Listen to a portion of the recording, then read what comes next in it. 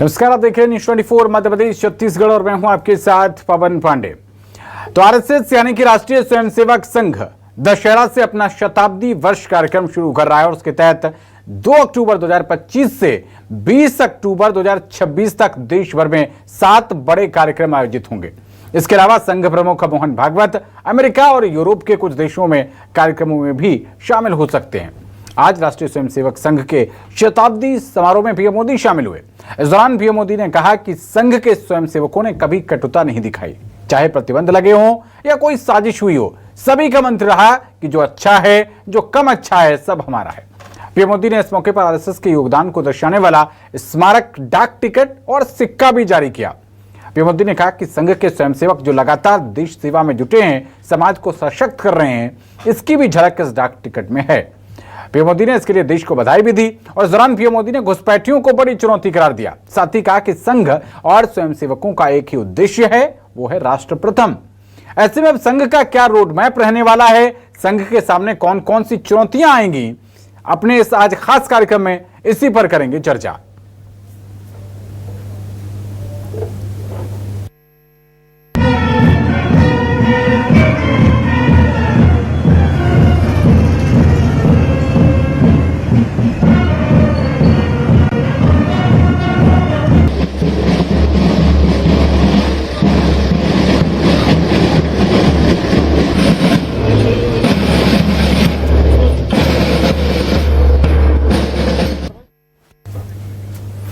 और संघ पर डाक टिकट और सिक्का जारी करते वक्त पीएम मोदी ने क्या कुछ कहा है संघ के बारे में, सुनाते हैं। संघ के बारे में कहा जाता है कि इसमें सामान्य लोग मिलकर असामान्य अभूतपूर्व कार्य करते हैं। आज भी संघ की शाखाओं में देखते हैं। संघ शाखा का मैदान एक ऐसी प्रेरणा भूमि है जहां से स्वयं सेवक की अहम से वयम की यात्रा शुरू होती है। संघ की शाखाएं व्यक्ति निर्माण की यज्ञ वेदी है। उनके लिए त्याग और समर्पण सहज हो जाता है। और इस मुद्दे पर छत्तीसगढ़ के मुख्यमंत्री विष्णुदेव साय और उप मुख्यमंत्री विजय शर्मा ने क्या कुछ कहा है, ये भी सुन लेते हैं। आरएसएस विश्व का सबसे बड़ा स्वयंसेवी संस्थान है और देश दुनिया में कहीं भी विपत्ति आती है तो बिना निमंत्रण के बुलावे हमारे स्वयंसेवक वहाँ पर खड़े होते हैं और समय समय पर अनेकों लोगों ने आरएसएस की सराहना की है। भारतीय समाज के मानबिंदुओं के संरक्षण संवर्धन के लिए समाज के सामर्थ्य का उदय हुआ था, शताब्दी पूर्ण हुआ उस पर। आने वाले समय में जो लक्ष्य लेकर चले सभी लक्ष्यों को 100% पूर्णता से हासिल किया ही जाएगा, यह संकल्प है इस संगठन का। मैं सोचता हूं कि हम सब स्वयंसेवक के नाते इस पूरे महोत्सव में सम्मिलित हों, समाज को, देश को इस बात का स्पष्टता से संदेश दें हम सब मिलकर कि हम सब लगे हैं देश के मानबिंदुओं के संवर्धन, संरक्षण, उन्नयन के लिए। और सत्ता पक्ष के बाद अब विपक्ष की प्रतिक्रिया भी सुन लेते हैं। छत्तीसगढ़ के प्रदेश अध्यक्ष दीपक बैज और कांग्रेस पार्टी के पूर्व विधायक विकास उपाध्याय क्या कुछ कहना है, ये भी सुनवाते हैं। कि आरएसएस से क्या गतिविधियां है वो पूरी देश जानती है, इसलिए कहीं ना कहीं सरदार पटेल ने बैन किया था। लेकिन मोदी जी अभी उनको मुझे लगता है आरएसएस के साथ कहीं ना कहीं बहुत ज्यादा ही आंतरिक कलह है। इस वजह से कहीं ना कहीं मोदी जी उनको अपनी ओर लाने के लिए पिछले 15 अगस्त का बयान देख लें, अभी इस तरह का बयानों से वो चाहते हैं कि आरएसएस का जो गुटबाजी है उसको कम कर ले। नेताओं से मैं पूछना चाहता हूँ, 100 वर्ष हो गए, मतलब आज़ादी की लड़ाई से पहले उनका संगठन बना हुआ है।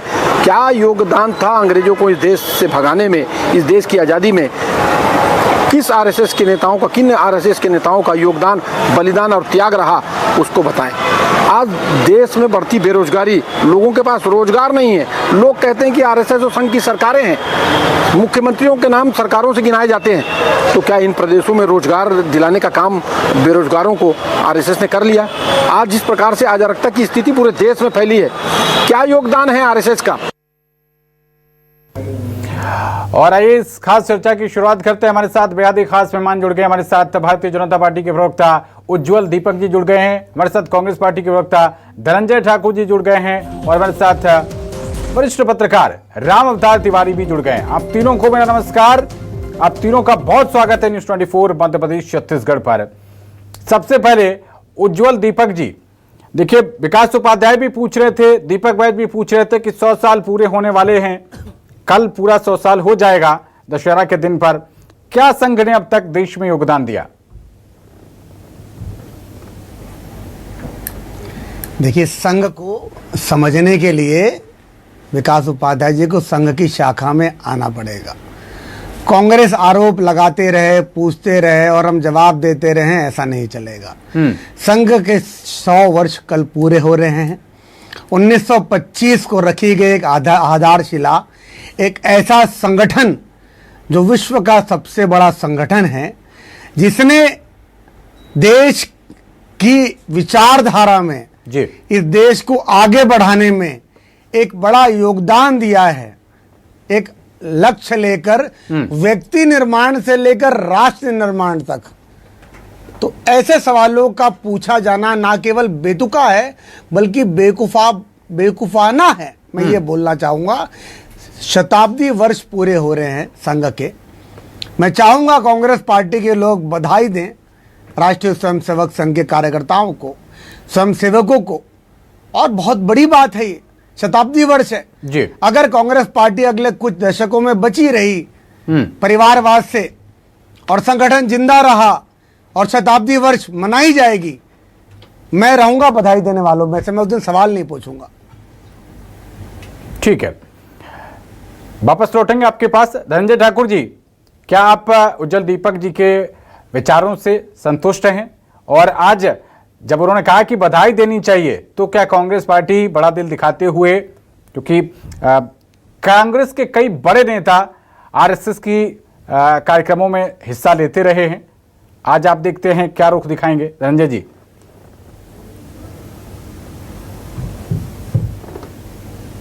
देखिए पांडे जी,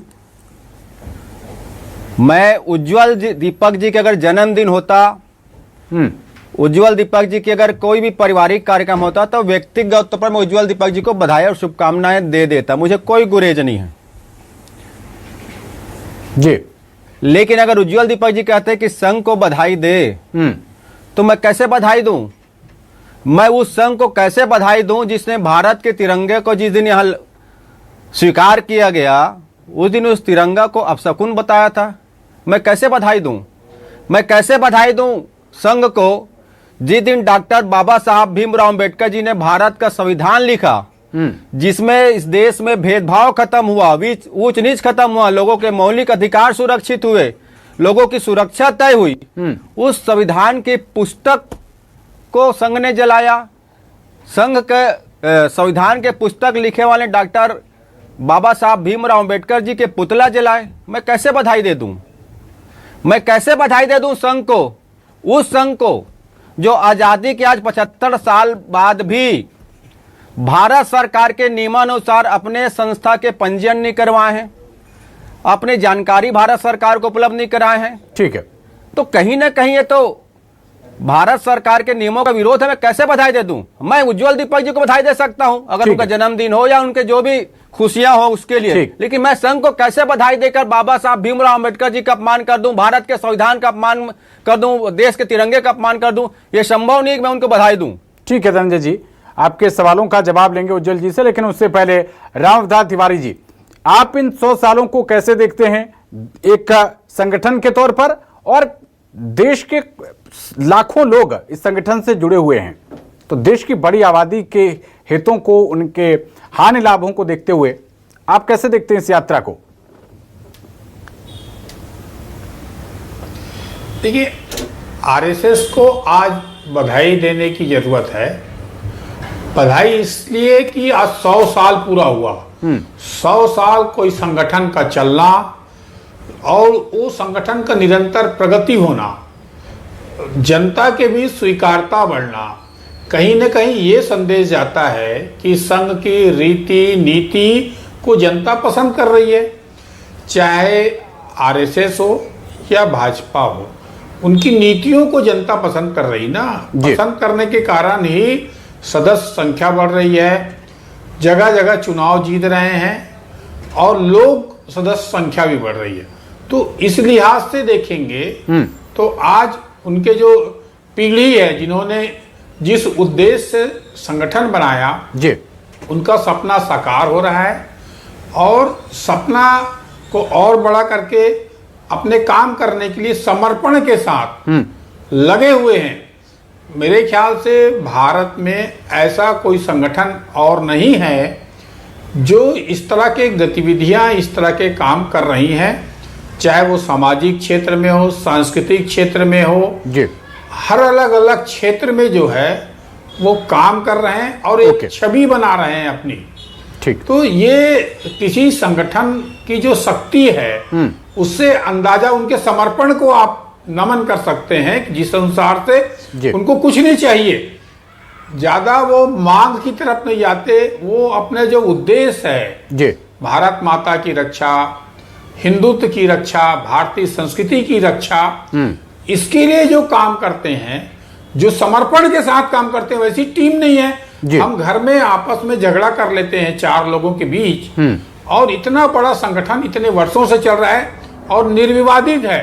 ठीक है। देखिए, वो संघ क्योंकि भाजपा को समर्थन करती है, भाजपा जो है संघ के नीतियों को समर्थन करती है जी, इसलिए इसमें राजनीति आ जाती है, और राजनीति आती है इसलिए कांग्रेस जो है उसका विरोध करती है, क्योंकि उसको चुनाव जिताने में जी, जिस समर्पण के साथ लाखों और करोड़ों लोग लगे रहते हैं, तो उसके एजेंडे को, भाजपा के एजेंडे को पूरा करने में संघ लगा रहता है। संघ के एजेंडे में भाजपा तो एक चोली दामन का साथ होने के कारण इसमें राजनीतिक बातें आ जाती है, राजनीतिक आरोप प्रत्यारोप आती हैं। ठीक है। कोई भी संस्था 100% सही नहीं हो सकती। ओके। लोकतंत्र में कोई भी संस्था को आप पूरी तरह सही नहीं मान सकते, परंतु आज क्या जनता के बीच स्वीकारता है, बिल्कुल, उनकी कई बातों को लोग ध्यान से सुन रहे हैं।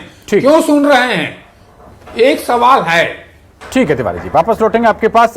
उज्जवल जी, अगर आप धनंजय जी के सवालों का जवाब देना चाहें, और धनंजय जी के लिए नहीं तो कम से कम जो मध्य प्रदेश छत्तीसगढ़ के जो दर्शक देख रहे हैं आज न्यूज 24 पर, उनको एड्रेस करने के लिए अगर आप जवाब देना चाहें।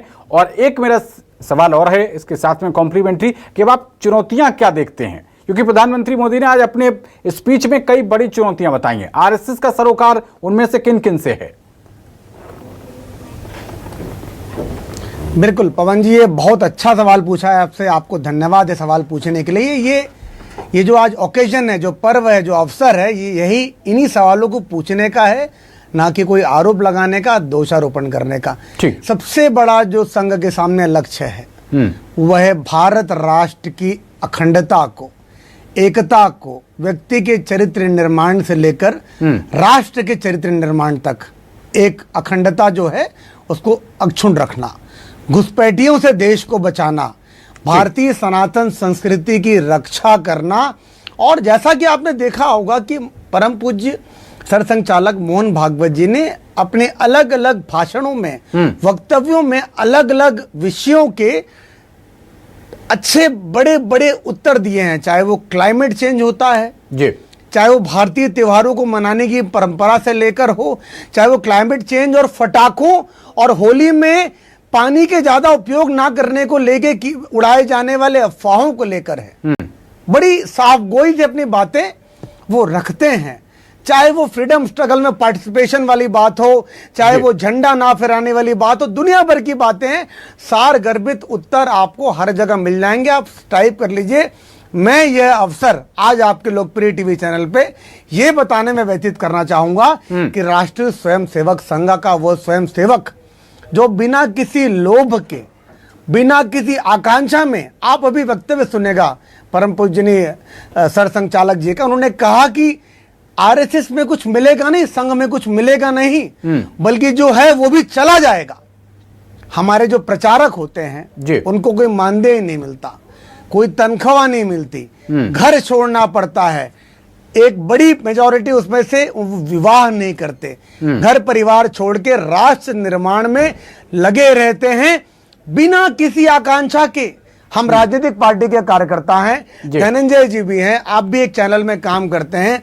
हमारी आकांक्षा रहती है प्रमोशन होगा, तनख्वाह बढ़ेगी, घर परिवार बढ़ेगा, संपत्ति आएगी, दौलत आएगी, पर राष्ट्रीय स्वयंसेवक संघ का जो स्वयंसेवक है उसे कोई आकांक्षा नहीं, ना उसको पता है कि कुछ कभी कुछ मिल सकता है। उसके बावजूद त्याग और लगन की जो भावना है, राष्ट्र निर्माण की जो परंपरा, जो बीज बोया है राष्ट्रीय स्वयंसेवक संघ ने 100 साल पहले, कल उसके शताब्दी वर्ष है, विजयादशमी के दिन हर वर्ष ये पर्व हम मनाते हैं। और इस विषय पे तो आज जैसे प्रधानमंत्री मोदी जी ने जो डाक टिकट जारी किया भारत माता का, आज वो हुआ। आपको पता भी है, मैं कांग्रेस के प्रवक्ता से पूछ रहा था, भारत माँ की अवधारणा किसकी थी? संघ की नहीं थी। भारत माँ की अवधारणा बंकिम चंद्र चट्टोपाध्याय जी की थी। उस समय उन्होंने भारत की एकता को, चाहे वो किसी भी धर्म, संप्रदाय, जाति से ताल्लुक रखता था, ठीक है, उसकी अवधारणा को अक्षुण्ण रखने के लिए ये कल्पना की गई थी भारत माता की, जिसको संघ ने अंगीकार किया। तो ये समझने की जरूरत है, बड़ा लक्ष्य है, छोटे लक्ष्य नहीं है। ठीक है। तो धनंजय जी, आप इनके वक्तव्यों से कितना सहमत असहमत होंगे आप बताएंगे, लेकिन आपने अपने पिछले बयान में ये कहा कि बाबा साहब भीमराव अंबेडकर ने जो जाति प्रथा, जो छुआछूत को लेकर काम किया, उसको आरएसएस ने नकारा। लेकिन मैंने जहां तक पढ़ा है कि कांग्रेस पार्टी से संबंधित बहुत बड़े नेता, जिनको राष्ट्रपिता कहा जाता है, नेता कहना शायद उनके लिए एक उनके कद को छोटा कर देना होगा, राष्ट्रपिता महात्मा गांधी जी एक बार गए थे संघ की शाखा में, और वहां उन्होंने कई स्वयंसेवकों से उनका नाम पूछा। तो नाम पूछा, किसी ने अपना सर नेम नहीं बताया, सब अपना फर्स्ट नेम बता रहे थे। इस बात को लेकर उन्होंने पूछा कि तुम्हारी जाति क्या है, और तुम्हारे पड़ोस में बैठा है उस व्यक्ति की जाति क्या है। तो संघ के स्वयंसेवकों ने कहा कि मुझे जाति नहीं पता, यहां पर जाति की बात नहीं होती। और इसको जहां तक मैंने पढ़ा है, गांधी जी ने इसको अप्रिशिएट किया। उन्होंने कहा कि जो काम मैं करना चाहता था वो राष्ट्रीय स्वयंसेवक संघ कर रहा है, तो कुछ ना कुछ तो अच्छा ही है। जैसा कि रामविलास तिवारी जी ने कहा कि सब कुछ, कोई भी चीज हुई वो ना पूरी गलत होती है ना पूरी सही होती है। आपने कहा कुछ ना कुछ, आपने कहा कुछ ना आपके कुछ। नजरिए से, आपके नजरिए से कांग्रेस पार्टी ने कहा कि संघ, सुनिए ना, आपने कहा कुछ ना कुछ। कभी कांग्रेस पार्टी ने 100% संघ को गलत कहा? संघ के उस नीतियों का विरोध किया जो देश के हित में नहीं है, उस विचारधारा का विरोध किया जिससे देश को खंडित करने की सोच आरएसएस की परिलक्षित होती है, उस बात का विरोध किया जिस बात में संघ ने भारत के संविधान को विरोध किया था जिस दिन बनाया गया। उस बात का विरोध किया कांग्रेस पार्टी ने कि जब पूरा देश आजादी की लड़ाई में जिस तिरंगा को लेकर हमारे स्वतंत्रता संग्राम सेनानी लड़ाई लिए, अपने प्राणों की आहुति दे दिए, पूरा देश एकजुटता के साथ झंडे के साथ आ गया, जब उसको आजादी के बाद अंगीकार किया गया तो इसी संघ ने उसको अपशकुन बताया था। कांग्रेस पार्टी ने कभी भी इस बात को लेकर नहीं कहा है। आपको याद होगा इंदिरा गांधी जी ने तो सावरकर के स्वतंत्रता आंदोलन के दौरान उनकी टिकट भी जारी किया था कि उस दौरान आंदोलन में थे। और जिस संघ को हेगड़ेवार जी ने स्थापित किया ना, जब वो कांग्रेस में थे, मैं आपको जानकारी दे देता हूं, जब वो डॉक्टर हेगड़ेवार कांग्रेस में थे तब स्वतंत्रता आंदोलन में भाग लेते थे। बिल्कुल मुझे जानकारी है, मुझे ये भी जानकारी है कि जब वो कांग्रेस में थे और गणेश प्रतिमा के विसर्जन को लेकर जो बवाल हुआ उसमें कांग्रेस ने जब उनका साथ नहीं दिया तब उन्होंने ये अकेला एक नया रास्ता बनाया, मुझे ये भी जानकारी है। वही कह रहा हूं ना। उसके बाद क्या डॉक्टर हेगड़ेवार स्वतंत्रता आंदोलन में भाग लिए, जब इतनी बड़ी आप संस्था बना लिए, लोगों को जोड़ लिए, बल्कि तो संघ जो है स्वतंत्रता आंदोलन में शामिल होने से लोगों को रोकते थे। ये कहते थे हमें असहयोग आंदोलन में शामिल नहीं होना है, ये तो फिरंगियों की तारीफ करते थे। ठीक है, तो चीजें उनके साथ तो है, सिक्के के दो पहलू होते हैं। और आज की स्थिति एक सेकंड दीजिएगा मुझे, आज की स्थिति आप देख लीजिए ना, आप जिस प्रकार से बात कर रहे हैं, आज देश में जिस प्रकार से संघ खुद को बहुत बड़ा संगठन बताता है, मैं पूछता हूं कि भारत सरकार के पास संघ को अपनी जानकारी देने में क्या परहेज है? अगर आप राष्ट्र की बात करते हैं, उसी राष्ट्र का संविधान है, उसी राष्ट्र की व्यवस्था है, आज तक आप पंजीयन नहीं कराए। किस बात का डर आपको सता रहा है?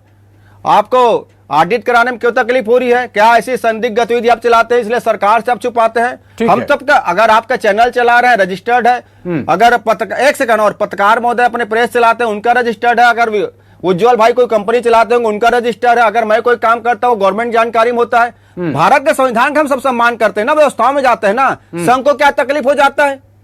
क्यों डर छुपाता है? तो यही सारी चीज सामने आती है। आप 100 साल मनाइए, 1000 साल मनाइए, आपके पास है क्या इस देश को बताने के लिए? ठीक है, रिस्पॉन्ड करेंगे। उज्जवल जी, क्या आप रिस्पॉन्ड करना चाहेंगे? क्यों छुपाया जा रहा है, क्यों रजिस्ट्रेशन नहीं किया जा रहा, ऐसे सवालों को? पवन जी देखिए, कांग्रेस की एक खींच समझ में आती है, ये खींच जायज है। कांग्रेस ने हमेशा देश के अहित में काम किया है और ऐसा करने वालों से प्रेम रहा है कांग्रेस पार्टी का, चाहे वो उग्रवादी संगठन हो, चाहे वो नक्सलवादी हो, माओवादी धारणा से प्रचार जो प्रभावित हो, चाहे वो देश के टुकड़े टुकड़े करने वाले गैंग हो, उनके लिए रात में कोर्ट का दरवाजा खटखटाने से वो नहीं घबराते, नहीं कतराते। जो भी संगठन, जो भी संस्था, जो भी पार्टी, जो भी व्यक्ति देश के हित में राष्ट्र निर्माण के संकल्प के साथ झंडा लेकर आगे खड़ा होगा, उससे कांग्रेस पार्टी को जेन्युइनली नफरत आता धनंजय जी, ये हमको समझना पड़ेगा। तो संघ कुछ भी अच्छा कर ले, कैसा भी कर ले, संघ ने कभी आज तक किसी धर्म के खिलाफ कोई बयान नहीं दिया है। आप माननीय परम पूज्य भागवत जी का भी बयान आप सुन रहे होंगे कि राम जन्मभूमि मंदिर उनका एकमात्र उद्देश्य था। इसके बाद अगर स्वयंसेवक चाहें तो श्री कृष्ण जन्मभूमि और बाकी मंदिरों पे वो अपनी आंदोलन कर सकते हैं, पर हर मस्जिद के नीचे शिवलिंग निकालने की जरूरत नहीं है। इतनी बेबाकी से उन्होंने बयान दिया। तो संघ के प्रति आरोप लगाने के पहले किसी भी व्यक्ति, पार्टी या संस्था को 4 बार उनके सारे वक्तव्य सुनने चाहिए कि कितनी खुली विचारधारा है संघ परिवार की सारे मामलों में, और समय समय पे अलग अलग परिवर्तन किए जाते रहे संघ में। संघ अडैप्ट करता है समाज के साथ, उनके अनुसार समाज को संगठित नहीं करना है, संगठन को समाज बनाना है, समाज को संगठन बनाना है, एक रूपता लानी है। कोई ऐसा वो नहीं है कि किसी धर्म विशेष के प्रति उनकी अवधारणा है। वो चाहते सारे लोग सर्व धर्म संभाव के साथ देश में रहें, समाज संगठन बन के रहे, संगठन समाज बन के रहे और देश में एक रूपता रहे। पर एक बात जो चेंज नहीं हो सकती सब में, वो अखंड भारत है।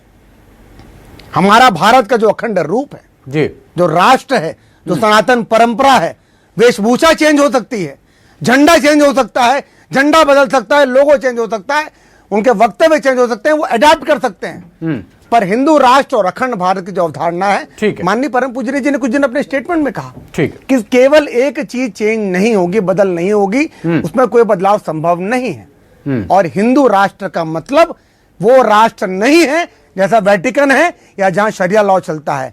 हिंदू राष्ट्र एक सिविलाइजेशनल एस्पेक्ट है, एक वे ऑफ लिविंग है। इस देश में, इस हिंदू राष्ट्र में सारे धर्मों का उचित सम्मान, आदर और राइट्स रहेंगे।